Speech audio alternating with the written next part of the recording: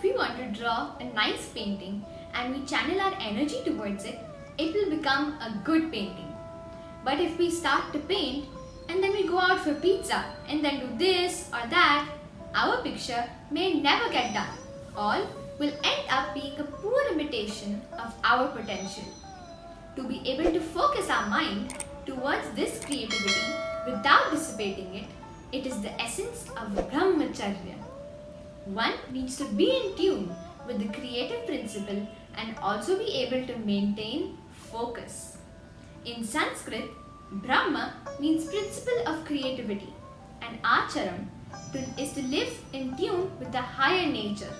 Therefore, Brahmacharam means to live in tune with the exalted state of Brahma, the creative energy.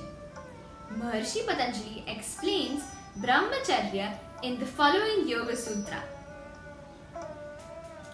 Brahmacharya pratisthayam virya labhaha. Brahmacharya refers to the efforts to live in tune with the harmonious creative principle. Pratisthayam means being firmly established. Virya is vigor, energy, stamina, and labha is what is gained.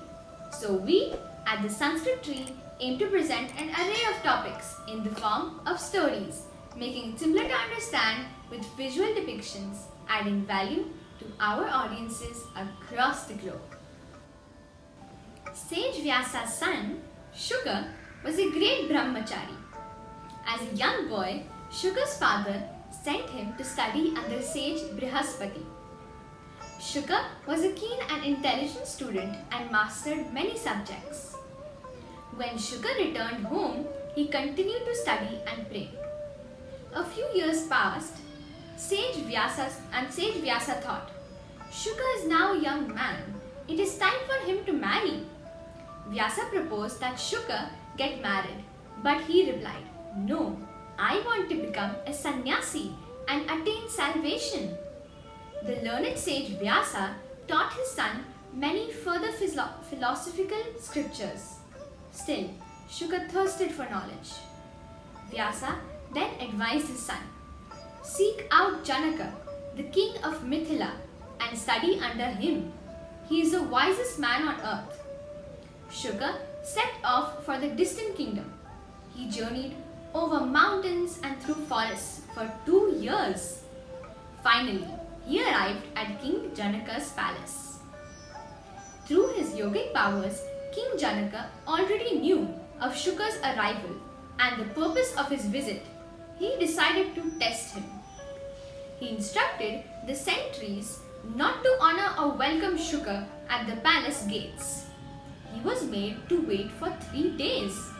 He waited patiently, undisturbed by this unkind reception. On the 4th day, Janaka arrived at the gates, welcomed Shuka and led him to the guest room. There, Shuka was provided with every comfort. Shuka showed no greed or great delight at these luxuries. Instead, spent his days in meditation and prayer. Because neither insults nor luxuries affected Shuka, King Janaka decided to put him to one final test. In the splendid courtroom filled with dazzling performers, King Janaka gave Shuka a bowl full of milk. Make 7 rounds of this hall without spilling 1 drop of milk, said the king. Shuka accepted the bowl. He walked effortlessly around the great hall 7 times, past the magnificent courtiers, the whirling dancing girls, and the musicians, without spilling a single drop of milk. King Janaka was delighted. Shuka, he said, you are unequal in your self-control and self-discipline. I have nothing to teach you. Continue your practices and you will attain supreme enlightenment. This story always inspires me to continue walking on this path of self-control and discipline. You may ask, what's in it for me? Well, Maharishi Patanjali has said that Brahmacharya produces virya or courage. Now you may ask, how do we gain courage? We all have certain amounts of energy and we need to spend it usefully. When we conserve and channelize our physical, emotional, mental and spiritual energy, we are blessed with virya or courage. What happens if I am courageous? With courage manifests great tejas, a glow that makes you attractive, the energy that attracts everyone towards you.